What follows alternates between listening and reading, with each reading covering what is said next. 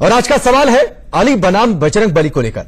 लोकसभा चुनावों में पहले मायावती ने मुसलमानों से अपील किया कि कांग्रेस को अपना वोट देकर उसे बर्बाद ना करें। मुख्यमंत्री योगी आदित्यनाथ इस अखाड़े में कूद पड़े और कह दिया कि ये चुनाव तो अली बनाम बजरंग बली होगा। अली वाले अली को वोट देंगे और बजरंग बली वाले उन्हें वोट देंगे। जाहिर है ये वोटों का हिंदू मुस्लिम के नाम पर ध्रुवीकरण करने का प्रयास था। अब इस जंग में कूद पड़े हैं समाजवादी पार्टी के नेता और इस बार पहली दफे लोकसभा चुनाव लड़ रहे आजम खान। आजम ने तो अली बजरंग बली पर एक नई परिभाषा दे दी। उन्होंने दोनों को मिलाकर बजरंग अली का नारा दे दिया। बीजेपी ने इस पर हमला बोल दिया और कहा कि यह तो बजरंग बली का अपमान है। तो आज देश का सवाल में बहस इसी बात पर होगी कि क्या चुनावों में अली बनाम बजरंग बली जरूरी है। सवाल यह भी कि असल मायनों में बजरंग बली का अपमान कौन कर रहा है। साथ ही सबसे बड़ा सवाल कि चुनावी समर में मुद्दों पर नहीं लड़ पा रहे तो क्या बजरंग बली के सहारे ही लड़ेंगे।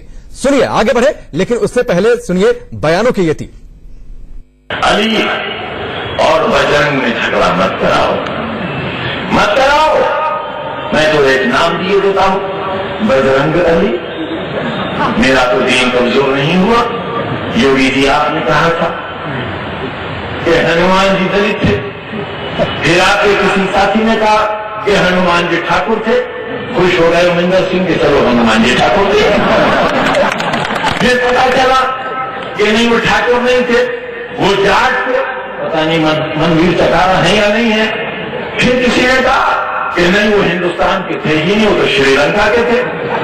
लेकिन बाद में एक बात बहुत कारामद आई। एक मुसलमान एमएलसी ने कहा कि हनुमान जी मुसलमान थे। रामपुर वालों, झगड़ा ही खत्म हो गया। अब हम अली और बजरंग एक हैं।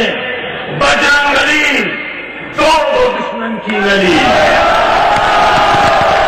बजरंग अली ले लो जालिमों की बली, ले लो बली। बजरंग अली, बजरंग अली, बजरंग अली। सहारनपुर में सुश्री मायावती जी का भाषण पड़ा होगा।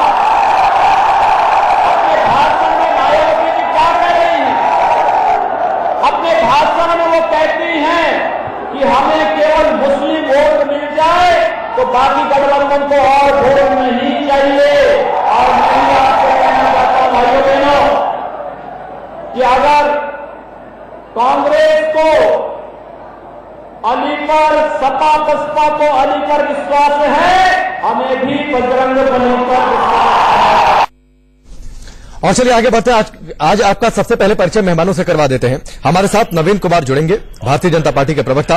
अभय दुबे हमारे साथ जुड़ेंगे जो कि कांग्रेस पार्टी का पक्ष रखेंगे, अभी हमारे साथ फिलहाल नहीं है। मौलाना साजिद राशिद भी हमारे साथ जुड़ेंगे। कविता सिन्हा जी हमारे साथ जुड़ चुके हैं जो कि हिंदू स्कॉलर हैं, हमारे साथ स्टूडियो में मौजूद हैं।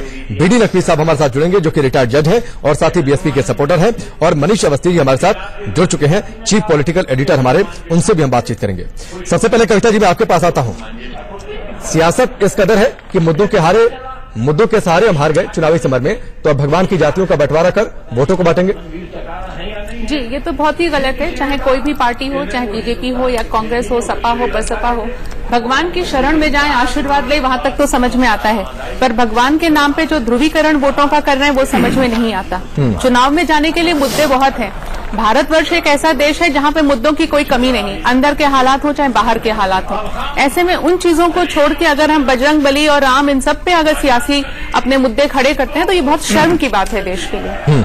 अभय दुबे हमारे साथ जुड़ चुके हैं, कांग्रेस पार्टी के प्रवक्ता।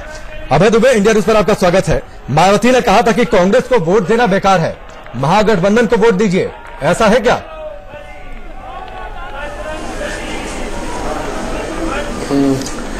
देखिए, मुझको लगता है कि चुनाव आचार संहिता का पालन करते हुए हर राजनीतिक दल को अपना आचरण संयमित रखना चाहिए। खासकर भारतीय जनता पार्टी ने जिस प्रकार इन चुनावों में विश्वमन किया है, वो विभिन्न भाषा, भूषा, भेषज, धर्म, संस्कृति, संस्कारों का देश है, उसको बांट देना चाहती है। क्यों करना चाहती है वो? क्योंकि बीते 5 सालों में संसाधनों की संगठित लूट की है इन लोगों ने, काम कुछ नहीं किया। युवा रोजगार का प्रश्न पूछ रहा है, किसान फसलों के दाम मांगने आते हैं तो दिल्ली के दरवाजे पर विश्व अहिंसा दिवस के दिन मार मार के लहूलुहान कर देते हैं। तो फिर करेंगे क्या? क्योंकि उपलब्धियां है नहीं गिनाने को।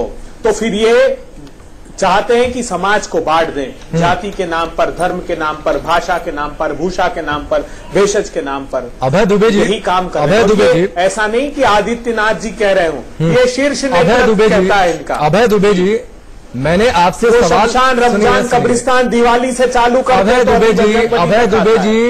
दुबे जी, सवाल एक बार फिर से मैं दोहराता हूं, लगता है आपने मेरा सवाल सुना नहीं। मेरा सवाल यह था मायावती के स्टेटमेंट पर कि मायावती ने कहा था कि कांग्रेस को वोट देना बेकार है मुसलमानों से, उन्होंने ये कहा था। मेरा सवाल था कि ऐसा है क्या, आपने बीजेपी पर वार करना शुरू कर दिया। मेरा सवाल मायावती को लेकर था, विंडो बनाकर रखना चाहते हैं इसलिए इस सवाल पर जवाब देना नहीं चाहते कि पोस्टपोन अलायंस होगा। कतई विंडो बनाने का प्रश्न नहीं है। बहन जी को खुद को विवेचना करनी चाहिए, क्या उनको ऐसा बयान देना चाहिए? कतई नहीं। हम इस बयान का बिल्कुल समर्थन नहीं करते। ये किसी राजनीतिक दल को जिन्होंने काम नहीं किया, जो मैनिफेस्टो लेकर आना नहीं चाहते, जो जनता के सम्मुख कैसे देश के विकास का मार्ग प्रशस्त हो ये देना नहीं चाहते, वो इस दिशा में देश को ले जाना चाहते हैं। वो बहन मायावती जी हो या भारतीय जनता पार्टी हो। एक सवाल और फिर मैं आगे नवीन जी का रुख करूंगा। आपने जब उत्तर प्रदेश में अखिलेश यादव के साथ गठबंधन किया था तो क्या सोचकर गठबंधन किया था?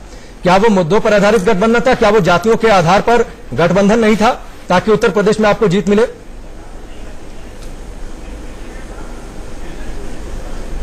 देखिए, समूचा प्रतिपक्ष आज गठबंधन देश का कौन सा है राकेश जी जानते हैं? आज देश का बेरोजगार युवा संगठित है, आज देश का किसान संगठित है, आज देश का ठीक है, मैं आपकी सब बात मान रहा हूं। मेरा सवाल यह है कि अखिलेश यादव के साथ जब उत्तर प्रदेश में गठबंधन नया बना है, उसका आधार क्या था? देश में आधार था किसानों की कर्ज माफ, बिजली का बिल हाफ, युवाओं की तरक्की, युवाओं की नौकरी पक्की, उद्योगों की तरक्की, बेटियों को इंसाफ, गरीबों की जीत की प्रतीक वो सरकार होती। ये हमने अपने जो वादे थे उत्तर प्रदेश को उस समय भी किए थे, आज भी देश में अपने वादों के साथ जाते हैं। ठीक है, ठीक है, भारतीय जनता पार्टी ठीक है, ठीक है। अब नवीन जी का मैं रुख करूं, उत्तर प्रदेश और खासतौर पर बिहार की बातचीत करें। सिर्फ इन दो राज्य ही क्यों, पूरे हिंदुस्तान में चुनाव किस तरीके से जातीय समीकरण पर लड़े जाते हैं ये बात किसी से छिपा नहीं है और गठबंधन की सच्चाई क्या थी ये भी छिपा नहीं है। नवीन कुमार जी, आप लोगों में खलबली क्यों है? आप लोग अगर अपने हिसाब से बजरंगबली की जाति बताते हैं तो आजम खान आए, उन्होंने एक नई परिभाषा दे दी बजरंगबली, तो आप लोगों में खलबली क्यों है? देखिए, खलबली किसमें थी पता, अभी थोड़ी देर पहले कांग्रेस के प्रवक्ता बता रहे थे राकेश जी, वो कह रहे थे कि देश का किसान संगठित है, देश का गरीब लोग संगठित है। वाकई में मान लिया मैंने संगठित है, मैं उनकी बात को बड़ी कर लेता हूं। चूंकि संगठित होने के बाद वो सपा बसपा के पास जाएगा, उसको चोर बता रहे हैं, और सपा बसपा कांग्रेस को चोर बता रही है, तो इन दोनों के पास तो जाने वाला नहीं है। उत्तर प्रदेश की अगर बात करेंगे तो बचा भाजपा, तो भाजपा के जो भाजपा सहयोगी दल है उसको तो नहीं बताया ना, ये दोनों आपस में चोर चोर बता रहे हैं, हम नहीं बता रहे। तो स्वाभाविक तौर पे जो संगठित है वो वोट जाएगा भाजपा के पास में, इसलिए जाएगा कि किसानों के लिए, गरीबों के लिए, दलितों के लिए, पिछड़ों के लिए किसी सरकार ने 60 वर्षों तक सत्ता में रहने के बाद कुछ किया ही नहीं है, और अभी भी छलावा। मध्य प्रदेश, राजस्थान, छत्तीसगढ़, कर्नाटक, पंजाब, किसी राज्य को देख लीजिए, किसानों के कर्जे माफ नहीं किए। किसान जो आज भी आत्महत्या कर रहा है, वहां पर किसान रो रहा है, खून के 2 टुकड़े के लिए रो रहा है, इनके घरों के अंदर से करोड़ों करोड़ों रुपए निकल रहे हैं साहब। तुगलक रोड का तुगलक रोड नया ठिकाना है, सवाल तुगलक रोड नया ठिकाना आजम खान पे भी आ रहा हूं, क्योंकि वो कांग्रेस के पास से ही जा रहा है। आजम खान इसलिए बता रहा हूं क्यों है तुगलक रोड एक नया ठिकाना है साहब, जहां पे कांग्रेस का एटीएम लगा है, जो किसानों के गरीबों का पैसा देने वालों का पैसा लेकर अगर भगवान की जाति बताते हैं, आजम खान ने एक नई परिभाषा दी, क्यों है? हमने तो भगवान, आपने कहा भगवान की जाति बताते हैं, भगवान जब बड़ा अच्छा स्पष्ट कहा, योगी जी ने भी कहा था भगवान सभी जातियों के, भगवान सबके, हनुमान जी बजरंगबली के बारे में कहा तो सबके, लेकिन कांग्रेस या सपा या बसपा वो कभी ठाकुर बताया जाता है, अरे भाई कभी ठाकुर बताया जाता है, भाई कभी दलित बताया जाता है। एक बात बताइए जी, सभी जातियों के हैं। एक मिनट सुनिए ना, मुझे बहुत ज्यादा जानकारी नहीं है, थोड़ा सा धर्म में विश्वास रखता हूं। मुझे एक बात बताइए, कभी आप लोग ठाकुर दलित से लेकर ना जाने क्या क्या शुरुआत योगी आदित्यनाथ ने की थी राजस्थान के चुनावों में, अगर आपको अच्छे से याद होगा। उसके बाद मायावती के स्टेटमेंट पर फिर उन्होंने कह दिया कि अली वाले अली को वोट देंगे, बजरंग बली वाले उन्हें वोट देंगे। एक बात बताइए, फिर आजम खान ने अगर बजरंग अली कह दिया तो दिक्कत क्यों? कमाल करते हो, वहां सीपी जोशी जो कांग्रेस के बड़े नेता हैं, जिनका वीडियो वायरल हुआ था, वो क्या कर रहे थे?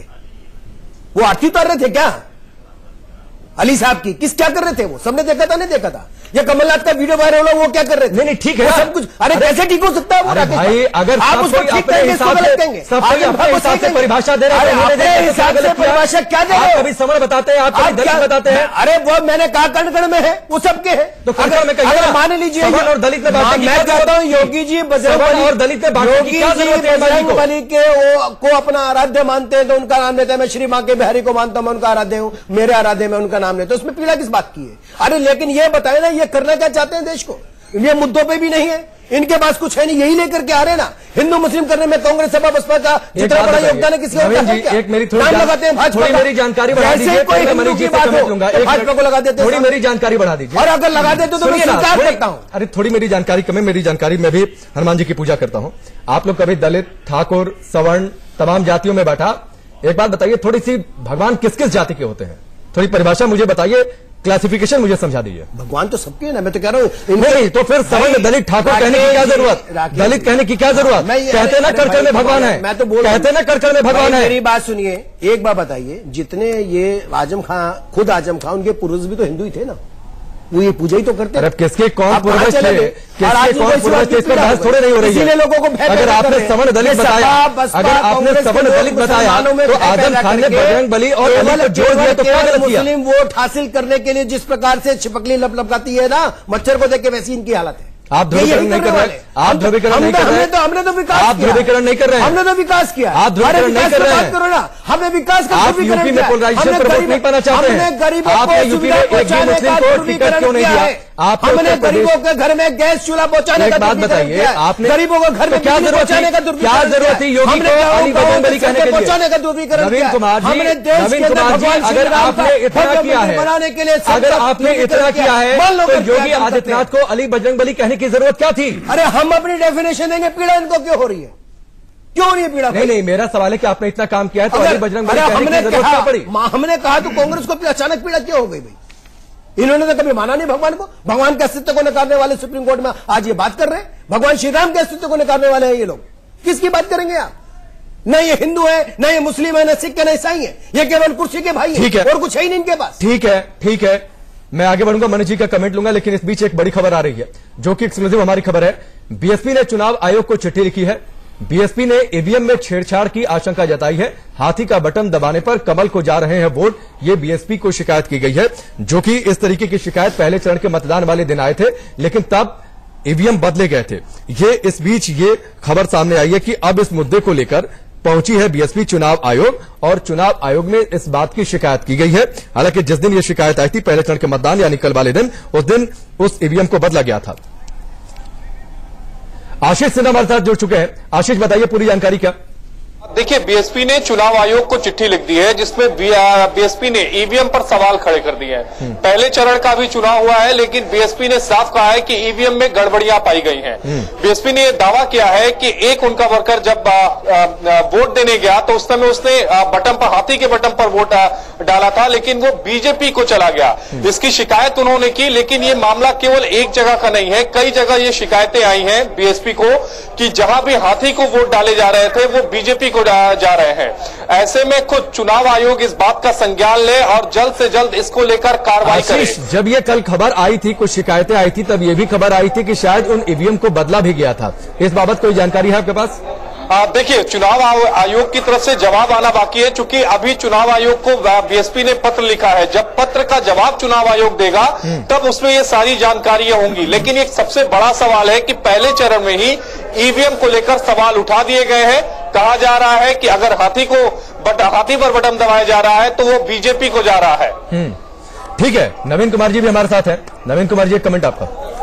अभी से जब हार उनको नजर आने लगी है तो कुछ न कुछ हथकंडे अपनाएंगे ना साहब। सबको सबकी जानकारी में है कि सपा, बसपा, कांग्रेस, टीएमसी, ये सबकी स्थिति ऐसी है। ये इनकी जमीन खत्म हो चुकी है। इन्होंने किसकी बात करेंगे? अरे 35 सीटों पर चुनाव, 37 सीटों पर चुनाव लड़ती हुई सपा ने एक घोषणा पत्र जारी किया देश के प्रधानमंत्री बनने के लिए, और 37 में से कितने जीतेंगे मालूम नहीं, और में से कितने जीतेंगे मालूम नहीं, और उसके बाद उसके अंदर बात कर रहे हैं जम्मू कश्मीर की। वाल्मीकि समाज की। अरे वाल्मीकि समाज जिसके मनीष भाई आप तो बहुत अच्छे से जानते होंगे इस विषय में, मैं इसलिए आपसे कह रहा हूं, मैं 5 लाख लोग जम्मू कश्मीर में वाल्मीकि समाज के जिनको वोट का अधिकार नहीं दिया इन लोगों ने, और वाल्मीकि समाज की बात कर रहे हैं उसके बारे में कुछ बोला नहीं। तो इसलिए इनको मालूम है सपा बसपा कांग्रेस की सबको मालूम है हो चुकी है, इसीलिए उसको भय के कारण कमेंट आपसे मांगा था। मनीष जी आप कुछ कह रहे थे। मेरा ये कहना है अगर नवीन जी की नजर में ये अपने आप में एक हथकंडा है, इस तरह से कहना कि जमीन हिल चुकी है, तो संजीव बालियान कल क्या किए? उन्होंने मनीष भाई गलत थोड़ी कहा था, उन्होंने ये कहा था कि उनके चेहरे चेक होने चाहिए। चुनाव आयोग कहता है इस बात को, और चुनाव आयोग तो वही कह रहे हैं, और चुनाव आयोग से कहा ये भी तो वही कह रहे हैं कि ईवीएम में अगर ऐसा हो रहा है अगर तो ये अपने आप में देखिए जिससे में निकले उससे में किसी ने नहीं दिखाया। और इनके लोग अगर मान लीजिए सपा बसपा कांग्रेस तो यही आप पे लागू होता है। जिस समय बुरके में अगर आपको शक था वोट देने की तो बात आप लोग बताते कि यहाँ पर ये गलत आदमी है और इसका कारण अलग है। लेकिन जो चेहरा नहीं दिखाया, आप बुरखा पहन करके जाएंगे उसमें चेहरा नहीं देखेंगे। इस हिस्से की शुरुआत करें, लेकिन उससे पहले हम आपको बता दें केंद्रीय मंत्री मनोज सिन्हा से इस बारे में बातचीत की गई है, जो आज हमारा मुद्दा है अली बनाम बजरंग बली की सियासत। इससे उन्होंने किनारा किया है, सुनिए क्या कुछ कहा उन्होंने। आजम खान ने सर एक बयान दिया है कि आप लोग अली और बजरंग बली को क्यों बांट रहे हैं, दोनों लोग एक दूसरे से जुड़े हुए हैं। हम कोई कोशिश नहीं कर रहे हैं बांटने की, हमारे पास तो इतना काम है कि उसी को गिनाने में समय बीत जा रहा है। तो हम तो काम के आधार पर, विकास के आधार पर वोट मांग रहे हैं, और इस तरह का किसी प्रकार का सहारा लेना हम चाहते नहीं। चलिए आगे बढ़ते हैं, इस हिस्से की शुरुआत करते हैं। सारे मेहमान हमारे साथ बने हुए हैं। मैं इस हिस्से की शुरुआत मनीष जी आपसे करता हूं। जनता किस पर वोट करेगी? अली बनाम बजरंग बली, हिंदू बनाम मुस्लिम, इंडिया वर्सेस पाकिस्तान, या मान लें कि पहले चरण में जो वोटिंग हुई है उसके बाद तमाम राजनीतिक दलों को लगता है कि चुनावी समर में मुद्दों पर हार गए, इसलिए अली और बजरंग बली को आगे कर दीजिए। देखिए राकेश, कल का पहला चरण जो खत्म हुआ वो ये बताता है कि जनता में उत्साह नहीं है, और इस तरह के ध्रुवीकरण से कोई भी राजनीतिक दल हो योजनाबद्ध तरीके से वो धर्म और जाति को आगे बढ़ाकर जो राजनीति रोटियां सेकने का काम कर रहा है, मुझे ऐसा लगता है कि एक आम मतदाता दुविधा में है कि किस ओर जाए। हर जगह से उसको वही आग का उठता हुआ धुआं दिखाई देता है जिसमें वो खुद को गुम पाता है। तो कल का जो प्रतिशत अगर आप देखें, मुझे नहीं लगता कि वो उत्साह मतदाता में दिखाई दिया जो कि होना चाहिए था। 5 साल बाद लोकतंत्र का उत्सव है, और उत्सव में अगर वो भाग नहीं ले रहा तो मुझे ऐसा लगता है कि ये जिम्मेदारी राजनीतिक दलों की है, फिर वो चाहे उनकी बयानबाजी हो। आज साक्षी महाराज कह देते हैं मुझे आप अगर वोट नहीं देंगे तो श्राप लग जाएगा। एक नेत्री कहती है कि अगर आपने मुझे वोट नहीं दिया तो मैं आपका काम नहीं करूंगी। एक पार्टी के अध्यक्ष कहते हैं कि ये देश हिंदू, सिख और बौद्ध के लिए है। एक अकबरुद्दीन ओवैसी हैदराबाद में क्या कह देते हैं वो सब जानते हैं। विश्व हिंदू परिषद बजरंग दल को लेकर वो जिस तरह से कहते हैं कि ये आपकी जागीर नहीं। तो इस तरह के जो जहरीली जुबान है, मुझे ऐसा लगता है कि ये वोटर को लोकतंत्र से काफी दूर ले जाती है। ठीक है, बीडी नकवी साहब भी हमारे साथ हैं, रिटायर्ड जज हैं और बीएसपी के सपोर्टर हैं। नकवी साहब, 2019 के चुनाव में उत्तर प्रदेश में इसकी शुरुआत किसने की? आज जो मुद्दे का आधार बना है, मायावती ने तो की थी शुरुआत, मुसलमानों से कह दिया सिर्फ आप हमें वोट दीजिए, भाजपा को तो वोट मत ही दीजिए, कांग्रेस को भी भावनाओं में बहकर वोट मत दीजिए। तो हिंदू मुस्लिम की शुरुआत तो मायावती ने की, अभी भी हिंदू मुस्लिम की नफरत फैलाना। और जैसा कि अभी हमारे एक साथी स्पीकर कह रहे थे कि अमित शाह ने कहा कि साहब हम सारे हिंदुओं को जो भी इन्फिल्ट्रेटर्स हैं इस मुल्क के अंदर घुसपैठी है उनको हम नागरिकता देंगे।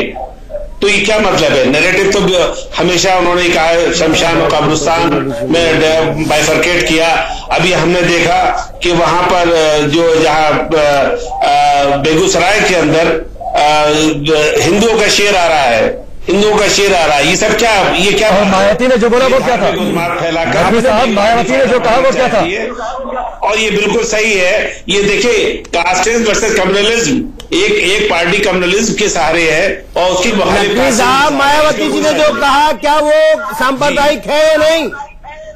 देखिए ऐसा है, इसमें कोई सांप्रदायिकता नहीं नजर आ रही है। चश्मा उतारिए ना फिर अपना, आपको भाजपा को कोसना है। नकवी साहब, तो नवीन जी, आपने चश्मा ऐसा पहन लिया, एक मिनट नवीन जी, एक ही चीज, नवीन जी एक मिनट रुकिए ना, नवीन जी एक मिनट रुकिए, नवीन जी एक मिनट, ऐसा है, मैं ही कह रहा हूं कि कासिम का जवाब दिया जा रहा है जो कम्युनलिज्म सेट किया है। नहीं, एक बात बताइए नकवी साहब, ये कौन सी सेकुलरिज्म की परिभाषा है कि आप मुस्लिम कहिए तो सेकुलर हो गए, और अगर किसी ने हिंदू का नाम लिया तो वो कम्युनल हो गया। मेरा सवाल ये था कि मायावती ने तो सबसे पहले कहा ना, मुसलमान वोट बैंक जो है वो बपौती है क्या किसी की?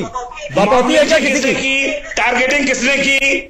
मतलब टारगेटिंग आपने करी तो हमारे किसी ने जवाब दिया तो वो ठीक हो गया ना, यही कहना चाहते हैं नकवी साहब। आप कब तक मुसलमानों को गुलाम समझेंगे? आप कब तक वाल्मीकियों को गुलाम समझेंगे? कब तक दलितों को अपमान करेंगे? ये सब नहीं चलेगा। और देश का आज उत्तर प्रदेश का भी दलित हो, पिछड़ा हो या फिर मुस्लिम समाज का लोग हो, सब जानता है कि आपके साथ नहीं आ सकता, आपके बहकावे में नहीं आ सकता। नवीन जी, आप लोगों ने भी कुछ बहुत बढ़िया नहीं किया ना। हमने जो किया मैं बताता हूँ, मेरी आप विकास की बात करो। मायावती ने बोला तो आपको, अरे मैं जवाब देता हूँ, हमने बोला तो आपको गाँवों के अंदर सड़कें पहुंचाने पर वोट हम मांगे, गाँवों में गरीबों को कनेक्शन देने पे वोट मांगे, हम शौचालय नौकरी बताइए, गाँवों में फाइबर केबल पहुंचाने पर वोट मांगे। अरे भाई हमसे बात करो ना, विकास के विषय में बात करो, विकास के समय ठीक मैं आता हूँ आपके पास, नकवी साहब आता हूँ। अगर मायावती ने कहा वो गलत था तो योगी आदित्यनाथ ने जो कहा वो ठीक था क्या? तो नहीं, दोनों को गलत कहिए ना। अगर गलत नहीं तो रुकिए ना, ये सवाल मैंने नवीन जी से किया है। नकवी साहब मैं आता हूँ आपके पास, नकवी साहब आता हूँ आपके पास। मायावती ने जो कहा वो गलत था, योगी आदित्यनाथ ने जो कहा वो सही था। मेरे अच्छा ये बताइए, हाँ या ना? बिल्कुल सही है ना? हाँ या ना? मायावती ने भी जो कहा वो सही, कैसे कहेंगे? मायावती ने भी जो कहा सही, उन्होंने फिर मायावती ने भी जो कहा मुसलमान एक साथ जोड़ेंगे आप? नहीं, उन्होंने कहा क्या? वही कह रहे हैं कि मुसलमानों को एक साथ जोड़ना चाहिए, सारे मुसलमान का वोट नहीं बनना चाहिए, दलितों का वोट नहीं बनना चाहिए। कौन कह रहा है? नवीन जी, फिर आपका दल कहां से पार्टी विद द डिफरेंस रह जाता है? नहीं, पार्टी मनीष भाई, हम तो विकास की बात कर रहे हैं ना। आप विकास में हमसे बात करके देखो, 10 सेकंड में करके देखो। बजरंगबली में कौन सा? अरे भाई, आप अली बनाम बजरंगबली में कौन सा विकास? बयान पे लेकर के जाते हो, मेरी बात सुनिए। अली बनाम बजरंगबली में कौन सा विकास? राकेश भाई, हमारे चाहे देश के प्रधानमंत्री हो, हमारी पार्टी के राष्ट्रीय अध्यक्ष हो, उन्होंने जो बात कही उनकी बात समझो। मैं कहना चाहता हूँ, हम सड़कों के विकास की बात की बात करेंगे, लोगों को अंदर हम महिलाओं सशक्तिकरण की बात करेंगे। राजस्थान में 2 दिन में 10 बलात्कारों की सरकार। एक मिनट रुकिए, उन्होंने किसानों की जमीन, कानून मुद्दे पर बहस नहीं हो रही है। मौलाना साजिद रशीद जी, थोड़ा सा फिर भारतीय जनता पार्टी के प्रवक्ता को बोलने का अवसर मत दीजिए। हाँ, तो टेप लगा दीजिए मेरे, मुझ पर अवसर मत दीजिए। 5 आदमी बैठेंगे और आप तय बोलेगा। अरे आप तय करेंगे, कैसे करें? आपकी बोलने का अवसर मत दीजिए। उनके कहने से हो गया, तो यही मैं कंडक्ट कर रहा हूँ, कहने से हो गया। ठीक है, उनको बोलने के लिए बुलाया है, जो उनको ठीक लग रहा है वो बोल रहे हैं, बोलेंगे नहीं तो ठीक है ना। नवीन खान साहब थोड़ा एक मिनट, अभय जी मैं आता हूँ आपके पास, पहले मौलाना साजिद से। अरे बुक्कल नवाब कौन है? किसका? बुक्कल नवाब? अरे साहब, आप नवीन खान बोलो, चाहे नवीन सम्मान बोलो, का बड़ा नेता आपको हिंदू मुस्लिम करने में आप ही को मजा आता है। नरेंद्र मोदी जी मुसलमानों के हो, सब जानते हैं आपको। मैं क्या हूँ? मैं आप मेरे से मुकाबला क्या चेहरा कौन है? आप मैंने कहा ना, आप और आपके राहुल गांधी जी 10 मिनट में से बहस करके देख ले, पता चल जाएगा आपको और आपकी कांग्रेस को, राहुल जी को। सब जानते हैं देश के अंदर जितना समझेगा उनके पास है उतना आपके पास है। वो किसी दूसरे का बस्ता उठा लाते हैं, आप किसी और के फटे उठा लाते हैं। बस यही समस्या आप लोगों के अंदर। आप ये जानते नहीं है कौन क्या बात करना चाहता है। ठीक है, आपके अगर अपनी जानकारी लेकर के आते तो पता चलता। आपने देश का 60 वर्षों में विकास किया और हमने केवल 4.5 वर्षों में विकास। एक मिनट नवीन जी और अभय दुबे, प्लीज आप लोग शांत रहिए। मौलाना साजिद, एक बात बताइए, मुसलमान वोट बैंक किसी की बपौती है क्या? और बीजेपी ने इतना बुरा कर दिया मुसलमानों के साथ कि उसके नाम पर मुसलमान वोट बैंक को डराया जाता है, धमकाया जाता है और अली बजरंगबली में बांटा जाता है।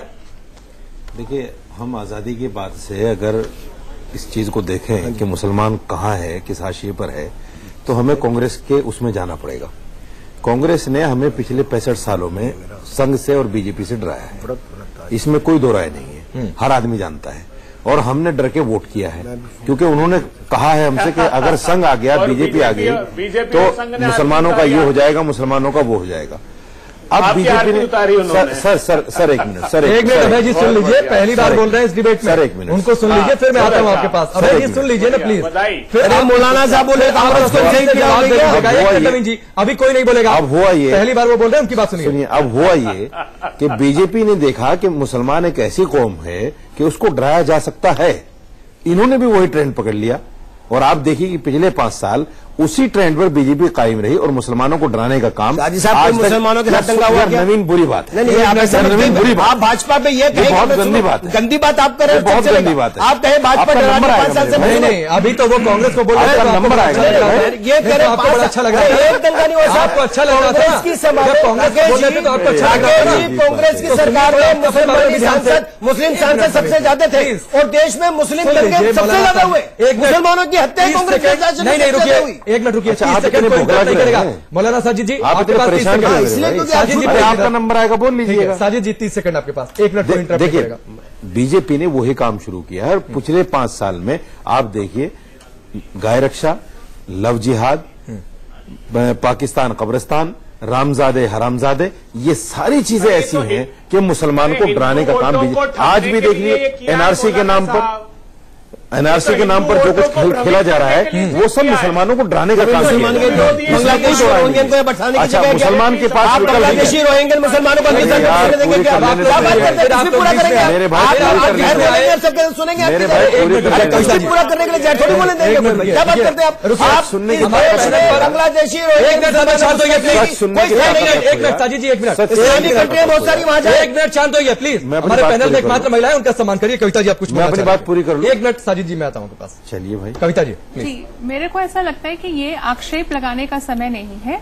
और जब भी हम यहाँ पे धर्म एक मुद्दा आया है, बजरंगबली और अली, दिक्कत यहाँ पे ये है कि जो भी सियासत से संबंधित लोग होते हैं वो सारी चीज घुमा फिरा के अपनी अपनी पार्टी को आगे रखने के लिए मुद्दा पकड़ लेते हैं। भगवान के नाम पे वोट मांगते हैं, लेकिन भगवान को डिफेंड करने के लिए, भगवान की सही बात कहने के लिए वो स्टैंड नहीं लेते। अब जब बीजेपी की बात आएगी, कांग्रेस की बात आएगी, सब टूट पड़ेंगे। लेकिन अभी राशिद जी ने एक बात कही कि बीजेपी भी डराती है मुसलमानों को।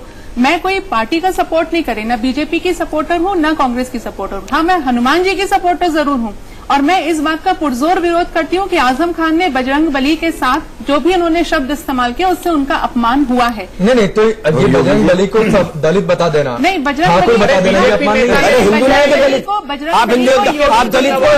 अरे क्या बात कर रहे हैं आप? अगर आप ऐसी बात करें, नहीं आप राकेश जी, आप ये कौन सी बात करेंगे? आप हिंदू को डिवाइड कर देंगे? मंदिर में जाते हैं जब पूजा, आप पूजा, अरे भाई आप हिंदू को ठाकुरों में, दलितों में इसमें डिवाइड करेंगे हिंदुओं को? जो बात भाई आप नहीं, आप जातियों को आप तय कर रहे हो ना, ये कांग्रेस तय कर रही है, कांग्रेस बांट रही है तो वो बांटे। कांग्रेस से बसपा के लोग ये तो कर रहे हैं, हिंदू को ही बांटा लेंगे। एक बात बताइए, आप मंदिर जाते हैं, हनुमान जी की पूजा करते हैं, तो आपके दिमाग में जहन में एक बार भी आता है कि वो दलित है कि इस देश में मेरे साथ आता है कि नहीं? पहले बताइए आता है? जिस मंदिर में बताइए आता है, वही बताइए आता है। जिस मंदिर में मैं जाता हूँ उसमें दलित भी मेरे साथ खड़ा होकर के पूजा करता है। ठीक है, 1 मिनट, मैं अभय जी के पास, उसके लिए भी भगवान हनुमान जी तो मंदिर में मुसलमानों की बात करें तो मंदिर में 1 मिनट, सब लोग शांत हो गए, मतलब आवाज डाउन करनी पड़ेगी। मेरे पास थोड़ा सा वक्त बचा है, मैं एक बार चाहता हूं सबके पास जाऊं। अभय दुबे, थोड़ा सा कम समय में जवाब दीजिएगा। आप लोग बीजेपी के हिंदुत्व से डरे हैं क्या? जब भी जनेऊ निकल के पहन के निकले। देखिए, भारतीय जनता पार्टी सबसे बड़े हिंदू विरोधी नरेंद्र मोदी, रामलला के राम जन्मभूमि न्यास के मान कह रहे हैं कि वो मस्जिद जाते हैं, यहाँ नहीं आते। इनका बड़ा नेता कौन? मुख्तार अब्बास नकवी, शाहनवाज हुसैन, वो बुक्कल नवाब को आदित्यनाथ ने कहा कि चुपचाप कह दो कि बजरंगबली मुसलमान थे, उसने मुसलमान कह दिया, किसी को कोई आपत्ति नहीं। आजम खान ने कहा तो इनको तकलीफ हो रही है। मुझे बताइए, नवाज शरीफ के बगैर प्रधानमंत्री जी शपथ लेने को तैयार नहीं थे। कांग्रेस कोई हिंदू था क्या? उन्होंने कहा नवाज भाई आएंगे तभी शपथ लूंगा मैं। कांग्रेस का चरित्र, प्रधानमंत्री जी ने पाकिस्तान को बधाई का भी, भगवान श्री राम के मंदिर पाकिस्तान दिवस पर हेयरिंग शुरू करते हैं तो महाभियोग लेकर के आ जाते हैं। ये कांग्रेस का चरित्र है, किसी और का नहीं है। पड़ा लाहौर में, अरे समझ लीजिए, श्यामा प्रसाद, आपको मालूम होना चाहिए देश की आजादी हुई 1947 में सरकार बनी और आप बात करेंगे वहां की। अभी वायनाड गए राहुल गांधी, वहाँ क्या झंडे नजर आए थे? अमेठी पे क्यों नहीं लगाए अपने झंडे? आपको पता है वहाँ झंडे लगाएंगे लोग आपको डंडे मारेंगे, इसीलिए नहीं लगाए ना। सब जानते हैं आपको। अरे अभय जी, सब जानते हैं कांग्रेस का चरित्र क्या है, कांग्रेस का चलन क्या है। आप लोगों की लड़ाई, आप लोगों की लड़ाई इसलिए देश में नहीं, आप दोनों लोग शांत होइए। मैंने सोचा था एक बार दोनों लोग के पास जाऊंगा। अब हालात के नवीन जी शांत होइए, अभय शांत होइए, नवीन जी आप शांत होइए ना। कतलाम कराने, अरे आप शांत होइए, देश विरोधी लोग, आप लोगों ने लड़ लिया ना। 1 मिनट, साजिद जी आपका आखिरी कमेंट। देखिए, मेरा मानना ये है कि राजनीति जो है राजनीति धर्म के नाम पर नहीं होनी चाहिए, और ये जो नफरत की राजनीति आज देश के अंदर चल रही है, ये कहीं ना कहीं इन्हीं लोगों के लिए घातक साबित होगी। जब देश ही नहीं रहेगा, जब देश का आदमी ही नहीं रहेगा, आपस में नफरत होकर जो है एक दूसरे का दुश्मन बन जाएगा, तो आप राजनीति किस पर करोगे? इसलिए इनको कहीं ना कहीं राजनेताओं को समझना चाहिए कि हम नफरत की राजनीति छोड़कर विकास के नाम पर काम कीजिए ना। विकास आपके पास